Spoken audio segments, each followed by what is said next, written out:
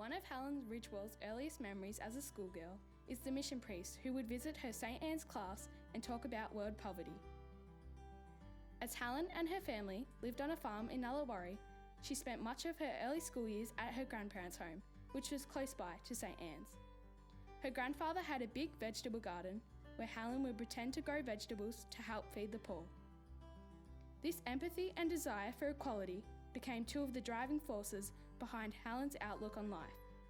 Another was to come later, when Helen and her husband Richard experienced the challenges experienced by people who have a disability firsthand through their oldest son, Simon, whom they fostered when he was a 14-month-old baby. They later legally adopted Simon into their family. Helen's experiences ultimately led her to starting the highly successful catering business, Tasty Plate. But Tasty Plate is not just any catering service. The business has been founded on the principles of social justice and social inclusion, providing meaningful life opportunities for people with a diverse range of abilities. Tasty Plate brings together years of Helen's work in social justice and a commitment to breaking down the barriers that prevented people with disabilities from participating fully in life's opportunities. Of the 50 people now employed or training at Tasty Plate, more than half have a disability. In the years before Tasty Plate, Helen studied social justice and community development at university and worked in a wide range of social justice projects. This included research for a sibling support program to better support the siblings of children who have a disability. Funded by the Department of Human Services, it was the first sibling support program of its kind funded in the state of Victoria. In 1996, she undertook a participation-based research project that looked at the effectiveness of integration of children with a disability in Bayside Melbourne primary schools. This body of work was submitted to what was then called the Department of School Education. That same year, Helen undertook research to look at the recreational options for children who have a disability. The research findings demonstrated that children who have a disability are much more likely to be socially isolated. This led Helen to lobby for support for an after-school social activity which resulted in the launch of the Sandy Cool Kids Club in Sandringham, which gave children with disabilities social contracts and direct involvement with community projects. The Sandy Cool Kids Club is still going strong today. After returning to Melbourne in 2000, Helen continued to work in the community outreach field. She became a team leader for various programs offered by Brophy, including work to reduce homelessness, men's behaviour programs, and support for victims of crime. In the mid-2000s, Helen turned her mind toward exploring options for creating meaningful career and lifestyle opportunities for local people who have a disability. In 2008, with an energetic and inspired group of local people, Realise Enterprises, a disability service, was established. 3 years of hard work saw the development of Tasty Plate business, brand and fundraising, with the eventual opening of Tasty Plate in January 2011. The business started with just Helen, 4 people who had a disability, and 2 chefs, working from an unused kitchen in the Presbyterian Church. Within 6 months, the business had outgrown the space and, much to Helen's delight, needed to take on more staff. In 2012, Helen signed a licence agreement with the Warrnambool City Council to open a second kitchen in the Archie Graham Centre. More recently, to assist in managing growth, Realise Enterprises has merged with the Brophy Family and Youth Services.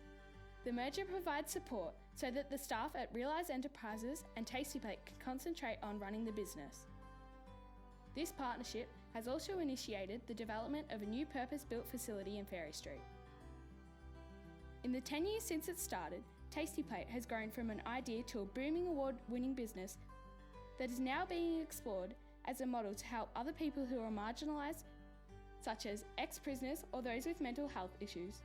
Helen's outstanding success in this enterprise has led to collaboration with government on a 3-year pilot customised employment program with a view to government rolling out the program statewide. Helen has given service to the community through holding positions on a number of community boards and committees, and in 2017 received a Local Achiever Award on Australia Day. For Helen, Tasty Plate is exactly how the word should work, with people of all backgrounds and abilities working, learning and socialising side by side as a team. "I just want to wipe out discrimination," she says.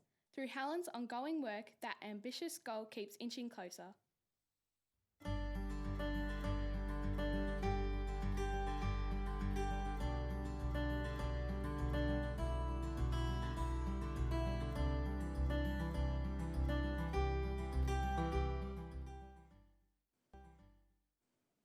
Please welcome to the stage Helen Ridgwell, who will accept her award from the college captains.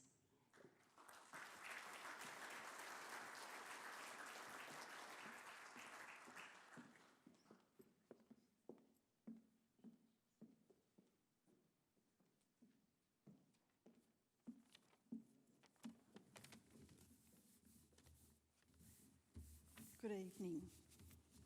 When I first learned that I had been nominated as an inductee into the Emmanuel Alumni, I could barely believe it.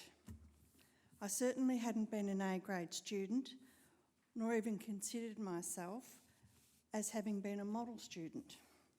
However, what I do recall from those early years as a young woman, I was vitally interested and inquisitive in the social constructs of our community and the broader society in which we live.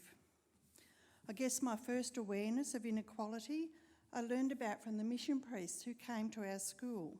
They talked about the oppression of people in communist China and about the millions of people around the world who were living in extreme poverty. In accepting this nomination, I requested that I use this opportunity to provide or provoke thought in you, the audience, on how you may view people living with disability. This evening you've heard a little snippet of the Tasty Plate story, but what you don't know is just how hard it was to get it off the ground. The accolades of some 12 years down the track don't belong to me alone. They belong to my husband Richard and the original board of management that worked so hard to bring the Tasty Plate dream to reality. You see, people said to us, "Why are you doing this? People who have a disability won't work. People who have a disability are lazy. Quite frankly, Helen, we can't be all things to all people." So these were some of the barriers that we faced as a group of people on a day-to-day basis. So you can only just imagine how the barriers are for people living with disability. What we need to understand is that people who have a disability are people. They aspire to and value the very same things that you and I do. They want to be part of a loving family, they want friendships, they want relationships, and they want meaningful career and lifestyle opportunities. I subscribe to the social model of disability that says disability is caused by the way society behaves rather than a person's difference. Negative attitudes and exclusion by community are the main contributing factors to disabling people. For example, it is not the inability to walk that keeps a person from entering a building by themselves, but the stairs that are inaccessible that keeps a person using a wheelchair from entering a building. You may hear people say sometimes, you may hear the word, someone's wheelchair bound. In fact, that person uses the wheelchair, they're not bound by the wheelchair actually enables and empowers and liberates that person. I guess these are just a couple of the examples that I'm giving you tonight, but I challenge you to go away this evening and ponder on how you think of and interact with people living with disability. In conclusion, thank you for listening to me and indulging me in my passion. Thank you to my husband Richard and my son James, who's here tonight with me. They've backed me all the way. Thank you also to my parents, Ray and Jerome Sell, the late Ray Sell. My dad, he's with me every day. I feel his presence beside me at all times. Thank you also to my siblings, Jared, Kathy and Damien. And finally, a very big thank you to Simon, our son, who came into our world 33 years ago. And he's taught me so much about life. He's taught me really the true value of life.